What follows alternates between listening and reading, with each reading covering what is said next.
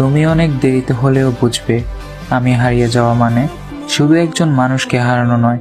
তুমি হারিয়েছো সেই হৃদয়টাকে, যে নিঃস্বার্থভাবে তোমার পাশে ছিল, যে চোখে শুধু তোমাকেই দেখতো, যে মন তোমার প্রতিটা না বলা কথাও বোঝার চেষ্টা করত।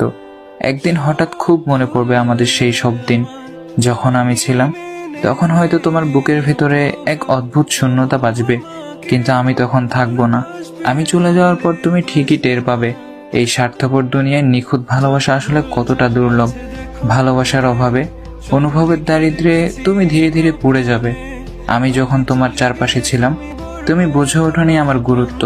অথচ আমি হারিয়ে গেলে হয়তো একদিন বাতাসের হঠাৎ নিঃশ্বাসে, মেঘের বিষণ্ণতায়, নদীর একাকিত্বে বা পাহাড়ের নিস্তব্ধতায় তুমি আমাকে ঠিকই খুঁজে পাবে।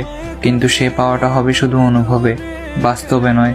তখন হয়তো মনে হবে, ইস, যদি আর একবার সময়কে পেছনে নেওয়া যেত। কিন্তু সময় তো আর কারোর জন্য থেমে থাকে না। মানুষ যখন চুপচাপ সরে যায়, তখন সে আর আগের মতো ফেরে না। তুমি বুঝবে ঠিকই, খুঁজবেও ঠিকই, কিন্তু আমি আর ফিরবো না।